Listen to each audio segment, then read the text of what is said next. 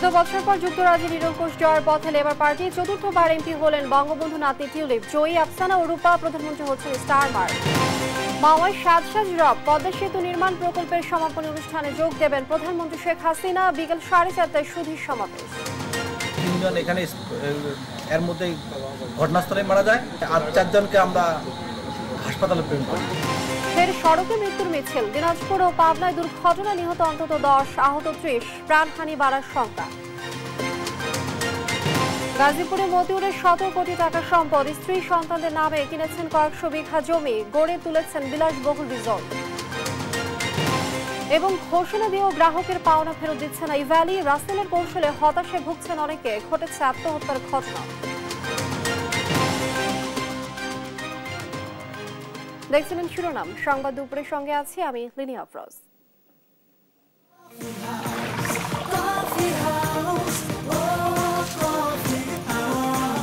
Coffee house, প্রতি চুমুকে আড্ডা জমে। এবারে বিস্তারিত। শুরুতেই যুক্তরাজ্যে নির্বাচনের খবর। যুক্তরাজ্যে নির্বাচনে নিরঙ্কুশ জয়ের পথে লেবার পার্টি 14 বছর পর ফের ক্ষমতায় ফিরতে চলেছে দলটি। বুথ ফেরত জরিপ বলছে 410টি আসন পেতে যাচ্ছে দলটি। অপরদিকে ঋষি সুনাকের ক্ষমতাসীন কনজারভেটিভ পাচ্ছে মাত্র 131টি আসন। হাউস অব কমন্সে একক সংখ্যাগরিষ্ঠতার জন্য প্রয়োজন 326টি আসন। এদিকে হ্যামস্টেড অ্যান্ড হাইগেট আসনে বিজয়ী হয়েছেন বঙ্গবন্ধুর নাতনি টিউলিপ সিদ্দিক। এ নিয়ে টানা চতুর্থ দফায় লেবার পার্টি থেকে জয় পেলেন তিনি। লেবার নেতা কিয়ার স্টারমার বলেছেন, ব্রিটেনের জনগণ পরিবর্তনের অপেক্ষায়। লুৎফুর কবিরের রিপোর্টে বিস্তারিত।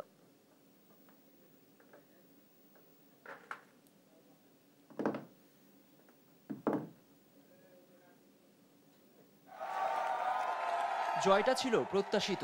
বুথ ফেরতের জরিপের সঙ্গেও মিলে গেল যুক্তরাজ্যের সাধারণ নির্বাচনের ফল। কনজারভেটিভ পার্টিকে ভোটের মধ্য দিয়ে হারানোর পর সমর্থকদের সামনে আসেন লেবার পার্টির নেতা কিয়ার স্টারমার। করতালি দিয়ে তাকে শুভেচ্ছা জানান সমর্থকরা। ভোটের লড়াইয়ে পাশে থাকার জন্য দেশের মানুষকে ধন্যবাদ জানান তিনি।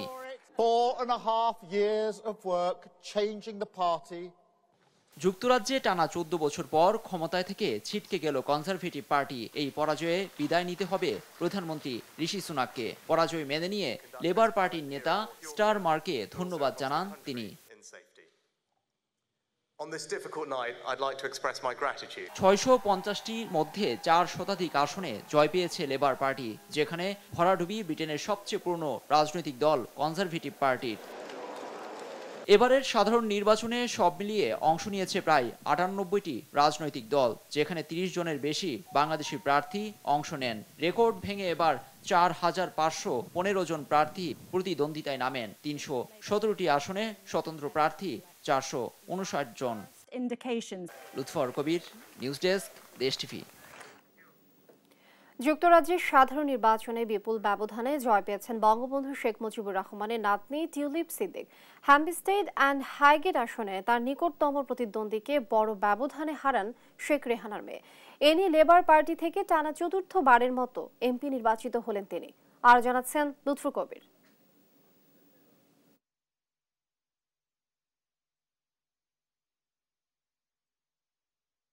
যুক্তরাজ্যের সাধারণ নির্বাচনে এবার বিরোধী দল লেবার পার্টির জয় জয়কার। পার্লামেন্ট নির্বাচনে দলটি থেকে এবার লড়েছেন বাংলাদেশের জাতির পিতা বঙ্গবন্ধুর নাতনি টিউলিপ সিদ্দিক। জয়ের পর উচ্ছ্বাস প্রকাশ করেন তিনি সহ লেবার পার্টির সমর্থকরা। প্রতিক্রিয়ায় টিউলিপ বলেন, হ্যামস্টেড অ্যান্ড হাইগেটের প্রতিনিধিত্ব করা তার জন্য সম্মানের।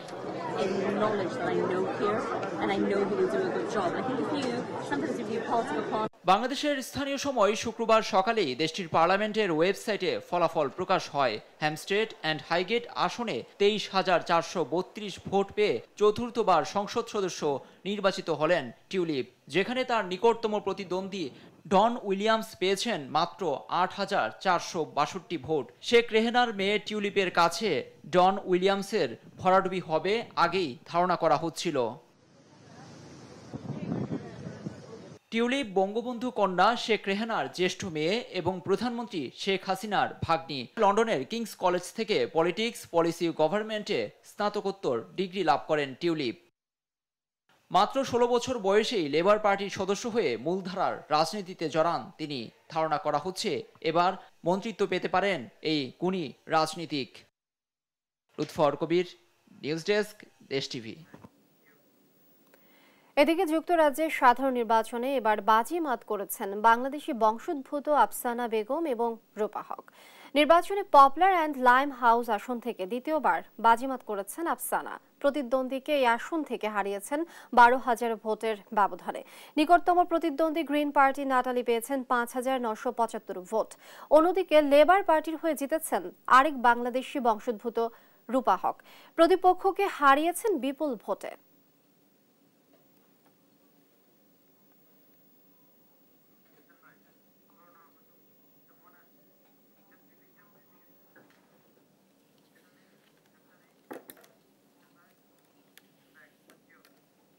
এবার অন্যান্য প্রসঙ্গ।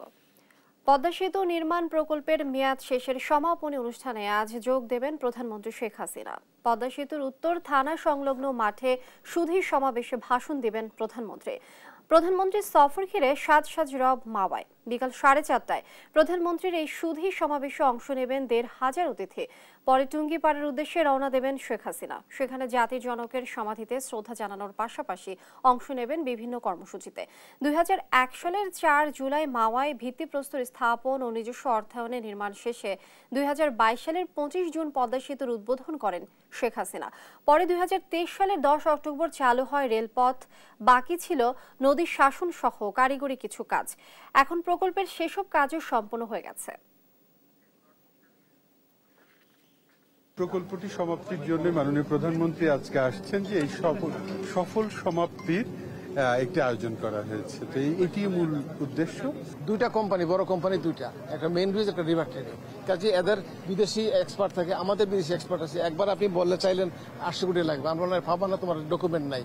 তো সে ঠিক আছে, আমি আর কমায় বলো 600 কোটি টাকা। আমাদের এক্সপার্ট বলে না, এই কারণে তুমি এটা পাবা না। এই যে অনেকবার আসা যাওয়া করতে হয় এক একটা ক্লেম নিয়ে, মেইন ব্রিজের রিভার ট্রেনিং এর, এইটা আমাদের সময় লাগছে অনেক।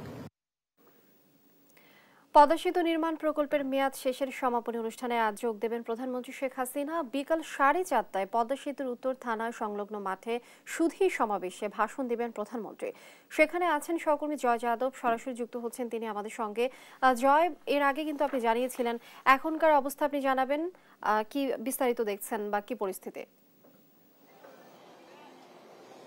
হ্যাঁ, আপনি জানেন যে এখন থেকে 4 ঘন্টা পর প্রধানমন্ত্রী শেখ হাসিনা পদ্মা সেতু প্রকল্পের সমাপনী অনুষ্ঠানে তিনি যোগ দেবেন, যেটি মঞ্চটি করা হয়েছে, যেটি পদ্মা সেতুর যে টুল প্লাজা, সেই টুল প্লাজা সংলগ্ন, অর্থাৎ মাওয়া উত্তর প্রান্তের যেই থানাটি আছে, সেই থানা সংলগ্ন যে খালি জায়গাটি, যেখানে পদ্মা সেতুর উদ্বোধনী অনুষ্ঠানে মঞ্চটি করা হয়েছিল, ঠিক একই জায়গাতে এই মঞ্চটি করা হয়েছে। এবং প্রধানমন্ত্রী শেখ হাসিনা, আপনি জানেন যে বিকাল 3টায় এই গণভবন থেকে তিনি রওনা দেবেন এবং সড়ক পথে তিনি এই সুধী সমাবেশের মঞ্চে তিনি উপস্থিত হবেন। এবং এখন পর্যন্ত এখানে যে পরিস্থিতি আমি আপনাকে আগেও জানিয়েছিলাম যে পিজিআর সদস্যরা এটির এই নিয়ন্ত্রণ নিয়েছে এবং এটি ভিতরে যেই নিরাপত্তার যে সুইপিং, সেই সুইপিংটি চলছে এবং এখন পুরো সুইপিং কাজটি শেষ হয়ে গিয়েছে এবং এটি পুরোপুরি প্রধানমন্ত্রী যে স্পেশাল সিকিউরিটি ফোর্স, নিরাপত্তার দায়িত্বে যে এসএসএফ সদস্যরা, তারা এরই মধ্যে এই পুরো সমাবেশের, অর্থাৎ সুধী সমাবেশের মঞ্চটি বা এর আশেপাশে সংলগ্ন পুরোটির দায়িত্ব তারা নিয়ন্ত্রণে নিয়ে নিয়েছেন। এবং যে বিষয়টি এখানে আমরা একটু আগে আপনি সংবাদে দেখেছেন, পদ্মা সেতু প্রকল্পের যিনি প্রকল্প পরিচালক এবং সেতু বিভাগের যিনি সিনিয়র সচিব যে কথাগুলি বলছিলেন, যে এই পদ্মা সেতুটিতে তৈরি করতে নানা চ্যালেঞ্জ ছিল এবং যে প্রশ্নটি অনেকের মনেই উদ্রেক হচ্ছে যে সেতুটি তো উদ্বোধন হয়ে গেল 2 বছর আগে, কিন্তু কেন এখন সমাপনী টানতে হচ্ছে? অর্থাৎ এই সমাপনী বিষয়টি এখানে আসছে এই কারণে যে মূল সেতু, অর্থাৎ যেটি দিয়ে যাত্রী পারাপার হয় বা গাড়ি পারাপার হয়, সেই মূল সেতুটিতে আপনার উদ্বোধন করা হয়েছিল 2022 সালের 25শে জুন প্রধানমন্ত্রী উদ্বোধন করেছিলেন। কিন্তু সার্বিক যে প্রকল্পের কাজ, অর্থাৎ এই শুধু সেতুটি তো পিলারের উপর সেতু দাঁড়া করানোটাই তো মূল সেতুর প্রকল্পের অধিভুক্ত নয়। এখানে নদী শাসনের বিষয় আছে, কারিগরি নানা খুঁটিনাটি দিক আছে, নদী রক্ষণাবেক্ষণের দিক আছে এবং এটি ব্যবস্থাপনার জন্য যে কাঠামো তৈরি, সেই দিকগুলো রয়েছে। অর্থাৎ সার্বিক এই দিকগুলো তৈরি করতে বা এই কাজগুলোর জন্য আরো 2 বছর সময় লেগেছে, বিধায় এখন এটি সম্পূর্ণ হয়েছে এবং যেই কোম্পানি এই চীনের সিনোহাইড্রো যেই কোম্পানি এই পদ্মা সেতুর সার্বিক দায়িত্বে যে যারা কর্মরত ছিল সেই কোম্পানি এখন সম্পন্ন করেছে গত মাসের 30 জুন সার্বিক এই পদ্মা সেতুর কাজ তারা সেতু বিভাগকে বুঝিয়ে দিয়েছে এবং এর পরপরই কিন্তু এই আজকে সমাপনী অনুষ্ঠানটি হতে যাচ্ছে এই মাওয়ার পদ্মা সেতু টুল প্লাজা প্রান্তে এবং এর ফলেই কিন্তু আমরা এর পরপরই এই সেতু বিভাগ এটি পুরোপুরি নিজেরা অর্থাৎ বাংলাদেশের সেতু কর্তৃপক্ষ পুরোপুরি এটি পুরো প্রকল্পটি এখন নিজেদের নিয়ন্ত্রণে নিয়ে নিয়েছে এবং যেই কথাটি আমি আপনাকে আগেও জানিয়েছিলাম গত সংবাদে যে এই পদ্মা সেতুটি দেখভালের জন্য এটি রক্ষণাবেক্ষণের জন্য রাষ্ট্র কিন্তু একটি উদ্যোগ নিয়েছে সরকারের পক্ষ থেকে একটি উদ্যোগ নেওয়া হয়েছে এবং প্রধানমন্ত্রী শেখ হাসিনার নেতৃত্বে মন্ত্রিসভার যে বৈঠক গত সোমবার সেই সিদ্ধান্তটি অনুমোদন করেছে সেটি হলো পদ্মা সেতু রক্ষণাবেক্ষণের জন্য শতভাগ মালিকানাধীন সরকারি একটি কোম্পানির মাধ্যমে এটি পরিচালিত হবে যেই কোম্পানিটির প্রাথমিক মূলধন ধরা হয়েছে 1 কোটি টাকা এবং 14 জন বোর্ড ডিরেক্টর এখানে থাকবেন এবং এই 14 জন বোর্ড ডিরেক্টর কিন্তু নির্ধারণ করবেন কিভাবে কোন পন্থায় কোন মাধ্যমে এই সেতুটি আপনার এই রক্ষণাবেক্ষণ হবে এই সেতুতে যান চলাচল হবে বা এই সেতুতে আপনার কিভাবে টুল আদায় এগুলি কোন খাতে যাবে এই সার্বিক বিষয়গুলি কিন্তু অর্থাৎ সরকারের আলাদা একটি কোম্পানির মাধ্যমে আমরা আপনারা জানেন যে কোম্পানি একটি আইন আছে আমাদের দেশে সেই কোম্পানি আইনের অধীনেই কিন্তু এই কোম্পানিটি হতে যাচ্ছে এবং সেই কোম্পানিটি অচিরেই এই পদ্মা সেতুর সার্বিক দায়িত্ব তারা নিতে যাচ্ছে এবং প্রধানমন্ত্রী শেখ হাসিনা বিকাল এই 4টায় যেই ওনার যেই এই সুধী সমাবেশ সেই সুধী সমাবেশেও আমরা ধারণা করছি হয়তোবা এই সম্পর্কে তিনি কিছু আলোকপাত করবেন এবং সার্বিক যে বিষয় এখানে আপনার এখন সম্পূর্ণ প্রস্তুত সুধী সমাবেশের মঞ্চ সম্পূর্ণ প্রস্তুত মাওয়া এখন পদ্মা সেতুর এই আনুষ্ঠানিক সমাপনী অনুষ্ঠানের জন্য আমাদের অপেক্ষা করতে হচ্ছে আরো 4টি ঘন্টা। জয়, ধন্যবাদ আপনাকে। দর্শক, পদ্মা সেতুর উত্তর থানা সংলগ্ন মাঠে সুধীর সমাবেশ ঘিরে যে আয়োজন চলছে এই বিষয়ে বিস্তারিত জানাচ্ছিলেন সহকর্মী জয়। দিনাজপুরে বাস ও 2টি ট্রাকের সংঘর্ষে ঘটনাস্থলে প্রাণ গেছে অন্তত 5 জনের, এতে আহত হয়েছে আরো 28 জন। ভোর 5:30টার দিকে দিনাজপুরের 5 বাড়ি এলাকায় নাবিল পরিবহনের একটি বাসের সঙ্গে বিপরীত দিক থেকে আসা 2টি ট্রাকের সংঘর্ষে হতাহত হয় তার। এদিকে পাবনা ঈশ্বরদী দাসুরিয়ায় প্রাইভেট কার নিয়ন্ত্রণ হারিয়ে মৃত্যু হয়েছে 5 জনের। সহকর্মীদের তথ্যচিত্রে সালমা জাহানের রিপোর্ট। দুমড়ে মুচড়ে যাওয়া বাস ট্রাকের এই দৃশ্যই বলে দিচ্ছে কতটা ভয়াবহ এই দুর্ঘটনা। মুহূর্তেই সড়কে ঝরে গেল তাজা 5টি প্রাণ। ভোরের আলো ফুটতে না ফুটতেই ঢাকা থেকে ছেড়ে আসা নাবিল পরিবহনের যাত্রীবাহী বাস ও দিনাজপুর থেকে ফুলবাড়ির দিকে যাওয়া আম বোঝাই ট্রাকের মুখোমুখি সংঘর্ষ হয়। শুক্রবার ভোর 6টায় দিনাজপুর গোবিন্দগঞ্জ মহাসড়কের 5 বাড়ি বাজার সসরা চক্রামপুর এলাকায় এই দুর্ঘটনা ঘটে। এতে ঘটনাস্থলে প্রাণ হারান 2 জন, আহত হন অন্তত 28 জন। নাবিল গাড়ি আর একটা সামনে আমের গাড়ি দুজনে কোচিং করার সঙ্গে পিছনে একটা 10 চাকার গাড়ি ছিল, ওই 10 চাকার কারণেই দুজনের দুর্ঘটনা হয়েছে। নাবিল গাড়ির 7 জন মারা গেছে, উদ্ধার করে হাসপাতাল পাঠিয়ে দেওয়া হয়েছে। কারো ব্যান্ডেজ সমস্যাটা বাঁধি দিবে এলো, কাপড় চোপড় আমি রক্ত বাইরে হচ্ছে এখানে বাঁধি দিলাম, বাঁধি দেওয়ার পর পানি টানি মুখ চোখে দিলাম। খবর পেয়ে ঘটনাস্থলে পৌঁছায় পুলিশ ও ফায়ার সার্ভিস। পরে আহতদের উদ্ধার করে Dinajpur M Abdur Rahim medical college হাসপাতালে নেওয়ার পথে মৃত্যু হয় আরো 3 জনের। আহত 28 জনের মধ্যে কয়েকজনের অবস্থা আশঙ্কাজনক। দিনাজপুর থেকে আমবুদের ট্রাক আর হচ্ছে ঢাকা থেকে নাবিল বাস মুখোমুখি সংঘর্ষ হয়। সংঘর্ষের ঘটনাস্থলেই 2 জন মারা যায় আর চিকিৎসাধীন অবস্থায় এম আব্দুর রহিম মেডিকেল কলেজে 3 জন মারা যায় এবং আরো যারা যাত্রী অসুস্থ আছে তাদেরকে হসপিটালে নিয়ে যাওয়া হয়েছে, চিকিৎসাধীন অবস্থা আছে। এদিকে পাবনার ঈশ্বরদী দাসুরিয়ায় প্রাইভেট কার নিয়ন্ত্রণ হারিয়ে নিহত হয়েছে 5 জন। বৃহস্পতিবার রাত 9:30টার দিকে পাবনা রাজশাহী মহাসড়কে দাসুরিয়া সুগার মিলের সামনে এই দুর্ঘটনা ঘটে। ঈশ্বরদী থানার ভারপ্রাপ্ত কর্মকর্তা রফিকুল ইসলাম জানায়, ঈশ্বরদী থেকে প্রাইভেট কারটি পাবনা শহরে আসার পথে দাসুরিয়া এলাকায় নিয়ন্ত্রণ হারিয়ে রাস্তার পাশে বৈদ্যুতিক খুঁটি ও গাছের সঙ্গে ধাক্কা খায়। এতে ঘটনাস্থলে 3 জনের মৃত্যু হয়। জরুরি পার্টিকে এখানে ঘটনাস্থলে তাড়াতাড়ি পাঠাই। আমার জরুরি পার্টি এখানে আসার পরে আমাদের এখানকার স্থানীয় জনগণের সহায়তায় আমরা এখানে একটা প্রাইভেট কার দুমড়ে মুচড়ে গেছে, ওখান থেকে প্রায় আমরা 7 জনকে উদ্ধার করি। 7 জনকে উদ্ধার করা অবস্থায় 3 জন এখানে এর মধ্যেই ঘটনাস্থলে মারা যায় আর 4 জনকে আমরা হাসপাতালে প্রেরণ করি। গুরুতর আহত অবস্থায় 4 জনকে উদ্ধার করে ঈশ্বরদী উপজেলা স্বাস্থ্য কমপ্লেক্সে নেওয়ার পথে আরও 2 জন মারা যায়। নিউজ ডেস্ক, দেশ টিভি। এক ছাগলে বের করে দিল মতিউর রহমানের শত কোটি টাকার সম্পদের তথ্য। রাজস্ব কর্মকর্তার পরিচয়ে স্বামী স্ত্রী মিলে গড়ে তোলেন স্বর্গরাজ্য। গাজীপুরেই মিলল মতিউর পরিবারের কয়েকশো বিঘা জমির তথ্য। একই সাথে গড়ে তুলেছেন বিলাসবহুল রিসর্টও। অভিযোগ আছে রিসর্টের ছোট ছোট কটেজে চলে অনৈতিক কাজ। বিস্তারিত শাহাদাত নিশাদের রিপোর্টে। ছেলের বিলাসী জীবনযাপনের সূত্র ধরে থলের বিড়াল বেরিয়ে আসে সাবেক এনবিআর সদস্য মতিউর রহমানের। বেরিয়ে আসে শত শত বিঘা জমি, রিসোর্ট, নামে বেনামে দেশে বিদেশে বিপুল পরিমাণ সম্পত্তি সহ কয়েকশো কোটি টাকার সম্পদের তথ্য। তার প্রথম স্ত্রী ও সন্তানদের নামে পাওয়া গেছে গাজীপুরে কয়েকশো বিঘা জমির তথ্য। এর বেশিরভাগই পুবাইল থানার খিলগাঁও মৌজায়। এ মৌজায় মতিউরের নামে 41.4% জমির নাম জারি করা হয়েছে, আর লাইলা কানিজ লাকির নামে 14.5% জমি খারিজ করা হয়। খিলগাঁও মৌজাতে মতিউর লাকি দম্পতির ছেলে আহমেদ তৌফিকুর রহমান অর্ণবের নামে প্রায় 104% জমির নামজারি ও জমাভাগ করা হয়েছে, আর মেয়ে ফারজানা রহমান ইপসিতার নামে রয়েছে 30% জমি। এই 4 জনের যৌথ নামে 48.77% এবং প্রথম স্ত্রী ও অর্ণবের নামে আরও 45% জমি নামজারি ও জমাভাগ করা হয়েছে।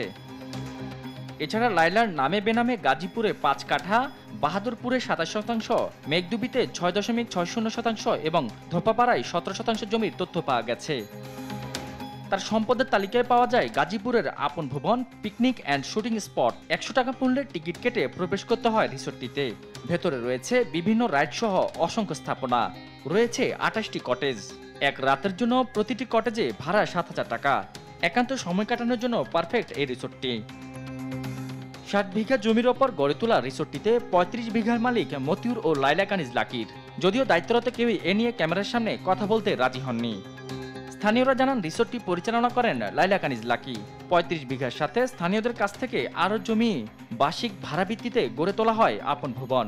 মাঝে মাঝে যাতায়াত করেন মতিউর লাকি। এমনি মোটামুটি সময় তো তারা আসে, এসে তার একটা প্রজেক্ট করছে, তার একটা এত লোক খাটায় দেখবে না, তার প্রজেক্টটা ঘুরে একটু দেখবে তো অবশ্যই। আমরা ভাড়া নিই আবার কাছ থেকে। এটা চালায় লাইলা কানিজ, আর একটা ওদের মনে হয় কোম্পানি আছে ওরা। অভিযোগ ওঠে রিসোর্টটি বানানোর সময় অনেকের কাছ থেকে জোর করে দখল নেওয়া হয় জমি। একটি ছাগলকাণ্ডে একে একে বেরিয়ে আসে মতিউরের মতো একজন রাজস্ব কর্মকর্তার শত শত কোটি টাকার সম্পদের চিত্র। তেমনভাবে যুক্ত হলো আপন ভুবন নামে এই রিসোর্টটিও। অথচ আইনের ফাঁক করে এখনও অধরায় রয়ে গেছে সাবেক রাজস্ব কর্মকর্তা মতিউর ও তার স্ত্রী লাইলা কানিজ লাকি। শাহাদাত নিশাদ, দেশ টিভি, গাজীপুর। সংবাদ দুপুরে আরো থাকছে। রাসেলস ভাইপার আতঙ্কে নির্বিচারে মারা হচ্ছে সাপ। সারা দেশে আছে চন্দ্রবোড়া, বলছেন সাপুরেরা আতঙ্কিত না হওয়ার পরামর্শ। টাকা ফেরতের নানা আশার বাণী শুনিয়ে কৌশলে ব্যবসা পরিচালনা করছে ই ভ্যালি। উল্টো টাকা ফেরত দেওয়ার পথ থেকে সরে গেছে প্রতিষ্ঠানটি। বন্ধ ভোক্তা অধিকারে দায়েরকৃত অভিযোগগুলোর দেনা শোধ কার্যক্রম। ফলে হতাশায় ভুগছেন অনেকে, কেউ কেউ বেছে নিচ্ছে আত্মহত্যার। শাহাদাত নিশাদের ধারাবাহিক প্রতিবেদনের আজ দেখুন শেষ পর্ব। সম্ভাবনাময় সন্তানকে হারানোর আর্তনাদ। মাত্র 2 বছর আগেই চট্টগ্রাম বিশ্ববিদ্যালয় থেকে পড়াশোনা শেষ করেন ইরফান আহমেদ সামি। মানসিকভাবে ভেঙে পড়ে শেষমেশ আত্মাহুতির পথ বেছে নেন ওই শিক্ষার্থী। তার আত্মহনন নিয়ে চাঞ্চল্যকর তথ্য দেন সামির বাবা শফি আহমেদ। বন্ধুদের থেকে ঋণ করে 12 লাখ টাকা বিনিয়োগ করেছিলেন ই কমার্স প্রতিষ্ঠান ইভ্যালিতে। লাভের লাভ তো কিছুই হয়নি, বরং ইভ্যালি থেকে পাওনা টাকা ফেরত না পেয়ে আত্মহত্যাকে সমাধান মনে করেছিলেন সামি। এমন অভিযোগ ছেলেহারা এ বাবার। ইভ্যালি রাসেল ভাই তাকে 2টা চেক দেয়। একটা চেক হলো 3,50,000, আরেকটা চেক 8,50,000। তার 2 দিন পরে ইভ্যালি রাসেল ভাই যখন অ্যারেস্ট হয়, তখন আমার ছেলে বলে, আব্বু আমি তো শেষ। আমি বললাম, আব্বু কী হয়েছে? কব আমার 12 লাখ টাকা চেক, আমি তো এই টাকা পাবো না। আচ্ছা, আমি বলছি আব্বু দেখো কি হয়। তখন ছেলে বলে যে, আব্বু আমি সুদের উপরে এই টাকাগুলো নিছি, তোমাদেরকে বলি নাই। বছরের পর বছর ইভ্যালির কাছ থেকে পাওয়া টাকা না পেয়ে এভাবেই হতাশাগ্রস্ত অসংখ্য মানুষ। পাওনাদারদের থেকে বাঁচতে অনেকে আবার পাড়ি জমিয়েছেন বিদেশে। নিজের স্বদেশ ছেড়ে প্রবাসে আসতে হবে কখনো আমি কল্পনা করি নাই। আজকে আমি প্রবাসী, তার প্রধান কারণ হচ্ছে আমার উপর অর্পিত যেই এখন বর্তমানে যে দেনাগুলা আছে সেগুলা শোধ করতে আমি দেশে থেকে সক্ষম হইতাম না। সেই দেনার উপর দেনা করে এখন আমি হয়তোবা এই প্রবাস জীবন পার করতেছি দেনা পরিশোধ করার উদ্দেশ্যে। এদিকে ভুক্ত অধিকারের ইভ্যালির বিরুদ্ধে ৬৫০০ অভিযোগ জমা পড়লেও মাত্র ২৫০ জনের টাকা ফেরত দিয়েছে ই কমার্স প্রতিষ্ঠানটি। অবশ্য অনেকে পাননি পাওনা পুরো টাকা। ইভ্যালির সিইও মোহাম্মদ রাসেল গত মে মাস থেকে গ্রাহকের দেনা পরিশোধের কথা বললেও অভিযোগ উঠেছে কেবলমাত্র যারা মামলা করেছে তারাই ফেরত পাচ্ছে পাওনা টাকা। টিআইবি বলছে গ্রাহকদের সর্বশান্ত করা ইভ্যালির মতো প্রতিষ্ঠানগুলোর কুটচাল নিয়ন্ত্রণ জরুরি।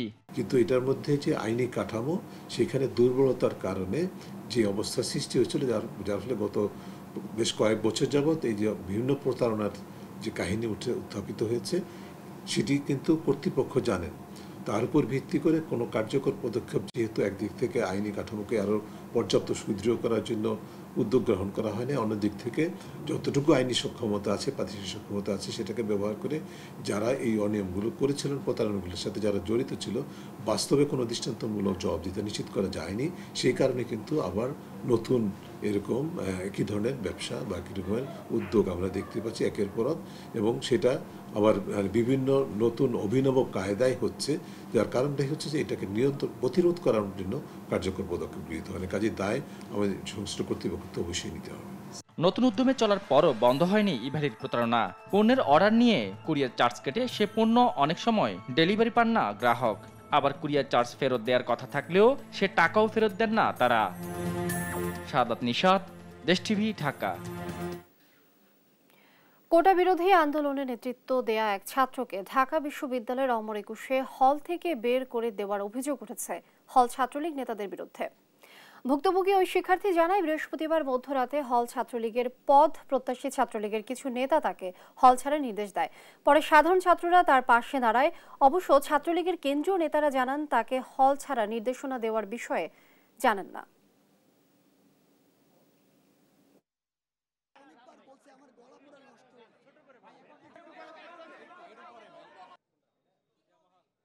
হলের একাধিক ক্যান্ডিডেট বলেছে যে ছাত্রলীগের হাইকমান্ড থেকে এরকম নির্দেশনা এসেছে আমি যেন আজকের মধ্যে হল ছেড়ে যাই, কারণ আমি ঢাকা বিশ্ববিদ্যালয়ের যে কোটা সংস্কার আন্দোলন 2024 হচ্ছে এটার সমন্বয় প্যানেলের একজন।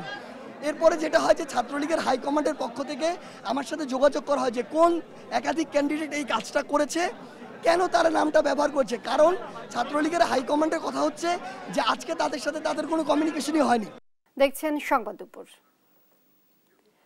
রাসেলস ভাইপার আতঙ্কে সারা দেশে নির্বিচারে মারা হচ্ছে সব ধরনের সাপ।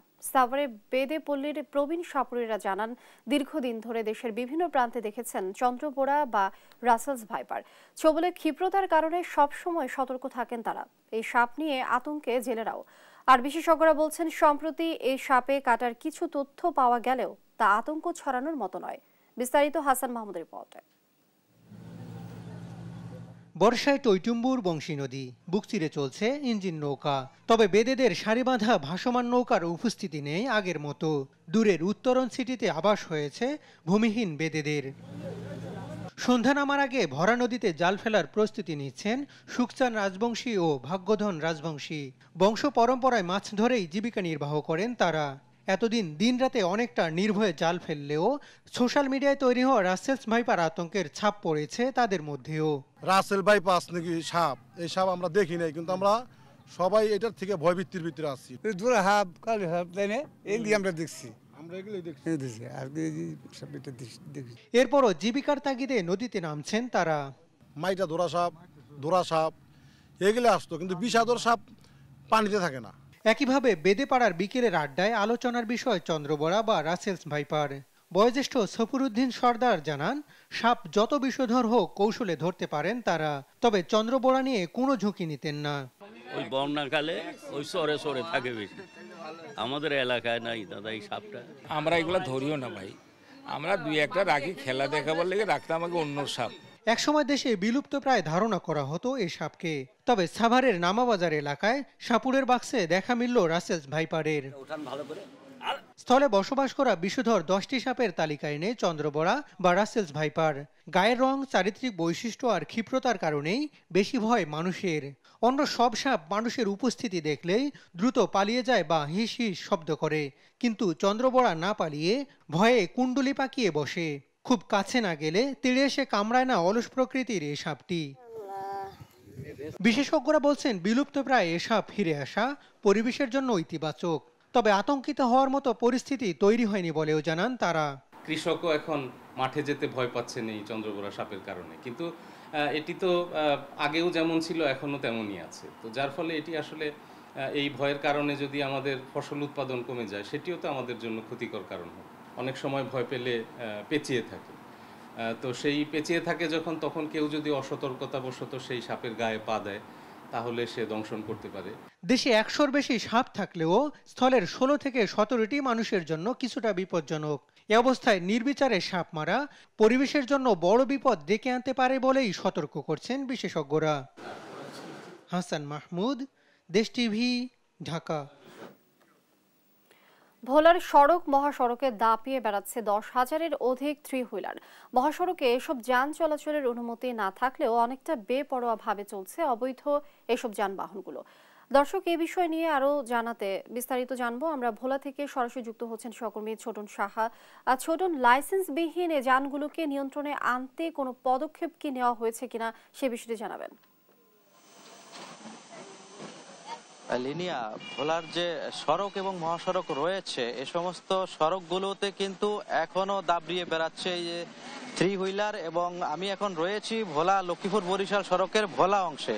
এখানেও দেখতে পাচ্ছেন যে আসলে এটি যেহেতু মহাসড়ক, এখানেও কিন্তু আপনার সেই 3 হুইলার, বিশেষ করে auto rickshaw, CNG, nosimon, Korimon সহ যে সমস্ত অবৈধ যানবাহন রয়েছে সেগুলো কিন্তু চলাচল করছে। একই সাথে ট্রাফিক বিভাগও কিন্তু এগুলো নিয়ন্ত্রণের চেষ্টা করছে। একটি সূত্র থেকে আমরা জানতে পেরেছি ভোলা জেলায় কিন্তু আপনার এই যে অবৈধ 3 হুইলারের সংখ্যা প্রায় 10,000-এর অধিক। এর বেশিরভাগই কিন্তু আপনার এদের চলাচলের অনুমতি নেই এবং অবৈধভাবে এরা চলাচল করছে, যে কারণে বাড়ছে দুর্ঘটনা এবং সৃষ্টি হচ্ছে যানজট। আমরা একটু ট্রাফিক বিভাগকে লাইভে যুক্ত করব এবং তার কাছে জানতে চাইব এই যে অবৈধ 3 হুইলার নিয়ন্ত্রণে আপনারা কি ব্যবস্থা নিয়েছেন। এই যে অবৈধ 3 হুইলার এগুলো রাস্তায় চলাচলের কারণে প্রতিনিয়ত দুর্ঘটনা বাড়ছে। তো আমাদের ভোলা জেলার সুযোগ্য পুলিশ সুপার মহোদয়ের নির্দেশে আমরা প্রতিনিয়ত এগুলোর বিরুদ্ধে ব্যবস্থা নিচ্ছি, ডাম্পিং করতেছি। কিন্তু সত্যি এবং বাস্তব কথা হলো যে আমরা যে কটার ব্যবস্থা দৈনন্দিন নেই তার চেয়ে বেশি গাড়ি রাস্তায় নামে। তো আসলে এখন সময় হয়েছে শুধু এরকম ডাম্পিং সেটাই বড় কথা নয়, এখন সময় হয়েছে এই যে এগুলার যে ব্যাটারি বা অন্যান্য পার্টসগুলা বিদেশ থেকে আমদানি করা এগুলা নিষিদ্ধ করা, এবং এই যে অবৈধ ওয়ার্কশপ যেগুলো তৈরি করে এগুলা বন্ধ করলে আমার মনে হয় এগুলা কন্ট্রোলে আসবে। এছাড়া আসলে এইভাবে ডাম্পিং করে এগুলো কন্ট্রোল করা যাবে না। ধন্যবাদ। ধন্যবাদ আপনাকে। লিনিয়া, যেমনটি শুনছিলেন যে আসলে ট্রাফিক বিভাগও বলছিল যে আসলে এগুলোকে নিয়ন্ত্রণ করার ক্ষেত্রে কঠোর পদক্ষেপ নেওয়া হবে। তবে ভোলার যে সচেতন মহল রয়েছেন তারা বলছিলেন যে এই যে চালকদের দক্ষতা বৃদ্ধির পাশাপাশি অবৈধ যানবাহন বন্ধে যদি প্রশাসন একটু সজাগ দৃষ্টি থাকে সেই ক্ষেত্রে যানজট বা এই দুর্ঘটনা নিয়ন্ত্রণ সম্ভব। আমরা গত বছর যে তথ্য জানতে পেরেছি, গত বছর কিন্তু 50-টির অধিক দুর্ঘটনা ঘটেছে এবং যেখানে প্রাণহানির ঘটনা ঘটেছে 30 জনের।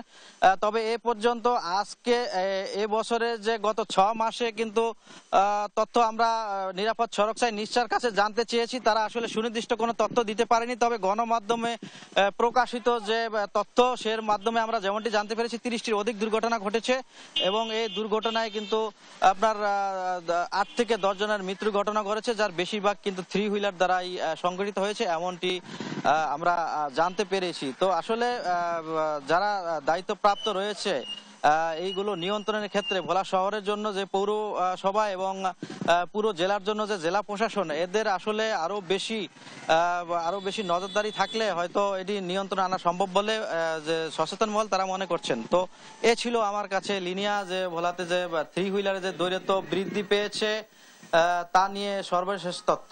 লিনিয়া। ছোটন, ধন্যবাদ আপনাকে। দর্শক, ভোলা থেকে যুক্ত ছিলেন সহকর্মী ছোটন সাহা। সংবাদ দুপুরে আরো যা থাকছে। কোপা আমেরিকায় টাই ব্রেকারে ইকুয়েডরকে হারিয়ে সেমিফাইনালে আর্জেন্টিনা, আবারও অতি মানব লিসান্দ্রো মার্টিনেজ।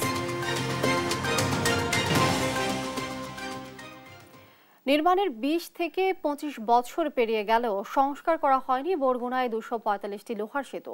রক্ষণাবেক্ষণের অভাবে ঝুঁকিপূর্ণ হয়ে পড়েছে সেতুগুলো। এরই মধ্যে ধসে পড়তে শুরু করেছে কয়েকটি। বিকল্প ব্যবস্থা না থাকায় জীবনের ঝুঁকি নিয়ে এসব সেতু ব্যবহার করতে বাধ্য হচ্ছেন স্থানীয়রা। সহকর্মী রিয়াজ আহমেদ মুসার প্রতিবেদন, জানাচ্ছেন ফারিয়া ইসলাম।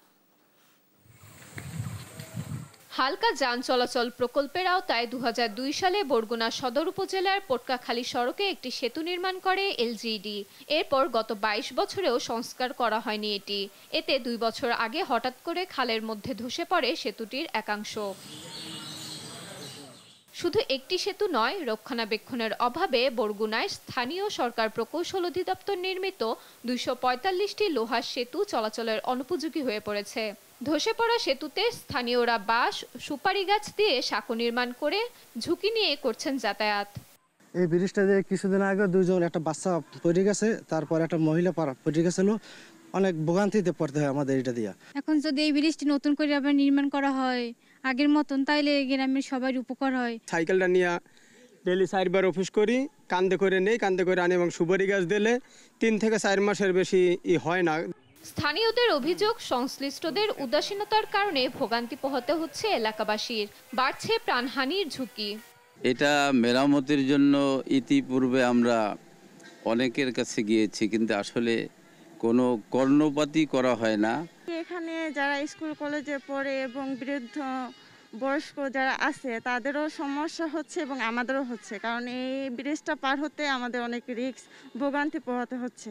আমরা যে এখন আছি মরণ ফাঁদের মধ্যে, যাতে আমাদের এই ব্রিজটা অতি তাড়াতাড়ি সম্পূর্ণ হয়। তবে এলজিইডি বলছে, মন্ত্রণালয় থেকে সিদ্ধান্ত পেলে ঝুঁকিপূর্ণ সেতু সংস্কার ও পুনর্নির্মাণে নেওয়া হবে উদ্যোগ। আশা করতেছি প্রধানমন্ত্রী মহোদয়ের মাধ্যমে এই ব্রিজগুলো মেরামত বা পরিচালনা করার জন্য একটা সিদ্ধান্ত আমরা পেয়ে যাব। হয়তো নতুন কোনো প্রকল্প হবে অথবা চলমান প্রকল্পের মধ্যে এই ব্রিজগুলো ঢুকে যাবে। 1997-98 অর্থ বছরে এলজিইডির আওতায় হালকা যান চলাচল প্রকল্পের অধীনে জেলায় 245টি লোহার সেতু নির্মাণ করা হয়। 2005 সালে প্রকল্পটি বন্ধ হয়ে গেলে আর রক্ষণাবেক্ষণ হয়নি সেতুগুলোর। নিউজ ডেস্ক, দেশ টিভি। দেখছেন সংবাদ দুপুর। চুয়াডাঙ্গায় বেশিরভাগ রেল ক্রসিং অরক্ষিত। এতে মাঝে মধ্যেই ঘটছে ছোট বড় দুর্ঘটনা। সর্বশেষ 28 জুন জেলার ডুগডুগি রেল ক্রসিং এর অদূরে ও গাইডঘাট রেল ক্রসিং এ পৃথক 2টি দুর্ঘটনায় নিহত হন একজন।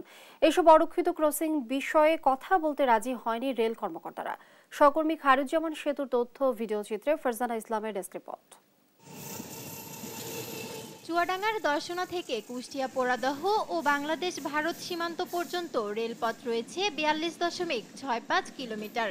জেলায় রেল ক্রসিং রয়েছে মোট 33টি, এর মধ্যে 4টি অবৈধ, আর বাকি 29টি রেল ক্রসিং এর মধ্যে 14টিতেই নেই গেটকিপার।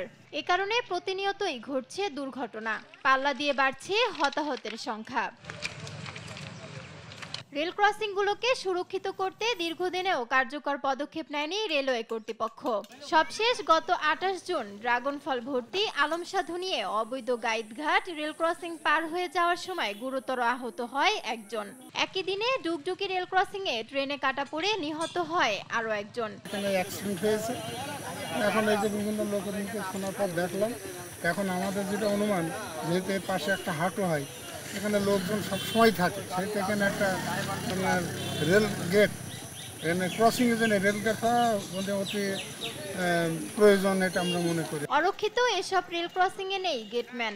স্থানীয়দের অভিযোগ, নামমাত্র সাইনবোর্ড বসিয়েই দায় সারছে রেল বিভাগ। প্রতিনিয়ত দুর্ঘটনা ঘটে, শুধুমাত্র গেটম্যান না থাকার কারণে বড় বড় দুর্ঘটনা ঘটে। তা আমাদের আকুল আবেদন যেন একটা গেটম্যানের অবশ্যই ব্যবস্থা করে দেওয়া হয়।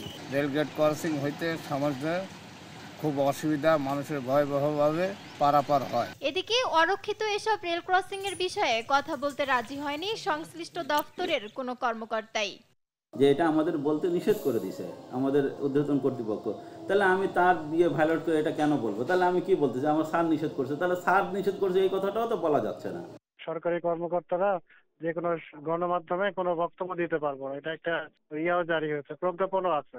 মানুষের প্রাণহানি রক্ষায় এসব রেলগেট সুরক্ষিত করার দাবি স্থানীয়দের। নিউজ ডেস্ক, দেশ টিভি। রোগীদের সঙ্গে অসদাচার, গর্ভবতী নারীদের মারধর ও হাসপাতালে বসেই ভিজিট নেওয়া সহ নানা অনিয়মের অভিযোগ উঠেছে পটুয়াখালীর মহিপুর ইউনিয়ন উপস্বাস্থ্য কেন্দ্রের পরিবার পরিকল্পনা পরিদর্শিকা নূরজাহান বেগমের বিরুদ্ধে। দীর্ঘ ২৮ বছর ধরে একই স্থানে থেকেই এমন অপকর্ম করেছেন তিনি। এতে ক্ষোভে ফুঁসে উঠেছে এলাকাবাসী। সহকর্মী সাইদ ইব্রাহিমের তথ্যচিত্রে ফারজানা ইসলামের ডেস্ক রিপোর্ট। পটুয়াখালীর কুয়াকাটা পৌর শহরের মেলাপাড়া এলাকার হাসান শরীফের স্ত্রী শারমিন বেগম গত ২৮ জুন প্রসব বেদনা নিয়ে মহিপুর উপস্বাস্থ্য কেন্দ্রে যান। এ সময় পরিবার পরিকল্পনা পরিদর্শিকা নূরজাহান বেগম ১০,০০০ টাকার বিনিময়ে নরমাল প্রসবের গ্যারান্টি দিয়ে শারমিনকে ভর্তি করেন। পরে স্যালাইন দিয়ে প্রসব ব্যথা তুলে শারমিনের গর্ভপাত করানোর চেষ্টা করেন নূরজাহান। এ সময় যন্ত্রণাকাতর শারমিনের পা নূরজাহান বেগমের গায়ে লাগলে উত্তেজিত হয়ে শারমিনকে তার স্বজনের সামনেই ব্যাপক মারধর করেন তিনি। ভোররাতে শারমিন মৃত সন্তান জন্ম দেন। তার স্বজনদের অভিযোগ, নূরজাহান বেগমের অবহেলাতেই নবজাতকের মৃত্যু হয়েছে। আমার লাইফ থেকে ঘুষে হয়েছে, এবার আমার চুল ধরে টানছে, এবার পেট পাচাইয়া মানে ঘুষি পর্যন্ত দেশে কেমিক্যাল দেওয়ার পরে এর বাচ্চা নারও বাঁধে না, কিছু করে নাই, নার কাটলে নার বাঁধে নাই। শুধু শারমিনই নয়, এভাবে মহিপুরের অনেক প্রসূতি মা নূরজাহান বেগমের শরণাপন্ন হয়ে মারধরের শিকার হয়েছেন। টাকার জন্য সবার সাথে চরম দুর্ব্যবহারের অভিযোগ ওই পরিদর্শিকা নূরজাহান বেগমের বিরুদ্ধে। কোনো কথার কোনো মিসগিস কিছু নাই। উনি যে কেমন ডাক্তার আমি নিজেই কইতে না, আমি আগেই কইছি যে ওনার দ্বারে যাওয়া লাগবে না। হাসপাতালে যাওয়ার পর উনি যে ব্যবহার গুণন করে, উনি আমার কথা শুনতে চায় না। উনি আমাদের এই জায়গায় একটাই স্বাস্থ্য কেন্দ্র, ওই জায়গার মহিলা গাইনি প্রধান উনি, এবং উনি যেভাবে আচরণ করে তা মনে করেন এটা ভাষায় প্রকাশ করা যায় না। যদিও নূরজাহান বেগমের বিরুদ্ধে উঠে আসা সব অভিযোগ অস্বীকার করেছেন তিনি। ডেলিভারি করতে গেলে একটা বাচ্চা মায়ের পেট থেকে মৃত্যু আসতেই পারে। রোগীকে মারধর করা, টাকা নেওয়া, আমার জীবনে, আমার চাকরি জীবনে আমি কোনো রোগীর কাছে কন্টাক্ট করে রোগী ধরি না, এরকম কোনো ইতিহাস আমার নাই। নূরজাহান বেগমের বিরুদ্ধে অভিযোগ প্রমাণিত হলে তার বিরুদ্ধে প্রশাসনিক ব্যবস্থা নেওয়ার কথা জানান সংশ্লিষ্ট বিভাগের এই কর্মকর্তা। অভিযোগ আসছে, আমি তাকে প্রাথমিকভাবে সতর্ক করছি এবং ঊর্ধ্বতন কর্তৃপক্ষকে জানানো হয়েছে। লিখিত অভিযোগ পেলে আমরা তদন্ত সাপেক্ষে তার বিরুদ্ধে অবশ্যই বিভাগীয় ব্যবস্থা গ্রহণ করা হবে।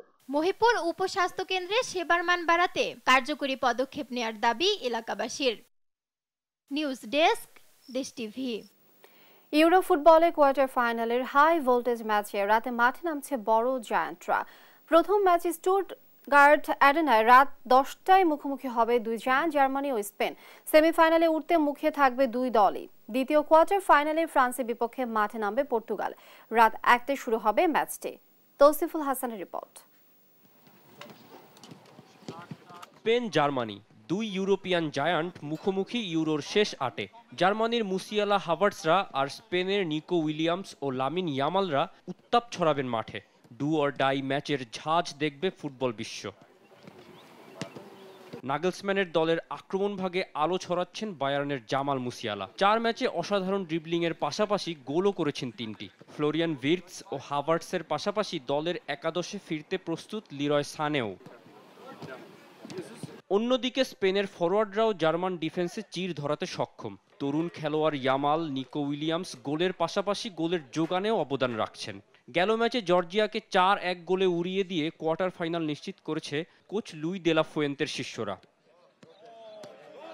মাঝ মাঠে ক্রুজ গুন্দোগানের টক্কর দেবেন পেদ্রি ও রড্রির মতো মিডফিল্ডার। স্পেনের জয় নিয়ে আশাবাদী মাদ্রিদ ফরওয়ার্ড হোসেলুও। আক্রমণ ভাগে ও রক্ষণ ভাগে দারুণ সব খেলোয়াড় নিয়ে এবার দল সাজিয়েছেন পর্তুগালের কোচ রবার্তো মার্টিনেজ। সবাই খেলেন ইউরোপের বড় বড় দলে। তবে গেল ম্যাচে স্লোভেনিয়ার বিপক্ষে টাই ব্রেকারে কিপার দিয়েগো কস্তা রক্ষা করেন রোনালদোদের।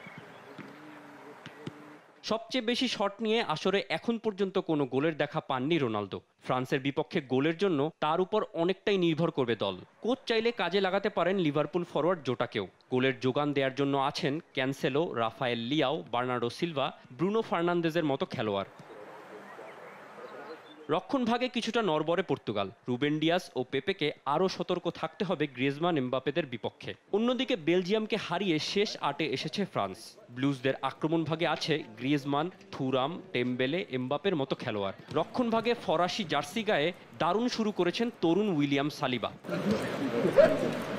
2000 সালে অধিনায়ক দিদিয়ের দেশামের হাত ধরে ইউরোপিয়ান শ্রেষ্ঠত্বের শিরোপা জিতেছিল ফ্রান্স। কোচ হয়ে এই অধরা শিরোপা জিততে মুখিয়ে আছেন তিনি। আর পর্তুগালের সবাই চাচ্ছে রোনালদোর মাথায় আরও একটি মুকুট তুলে দিতে। মোহাম্মদ তৌসিফুল হাসান, স্পোর্টস ডেস্ক, দেশ টিভি। এই পর্যায়ে সংবাদ শিরোনাম জানিয়ে দিচ্ছি আরো একবার।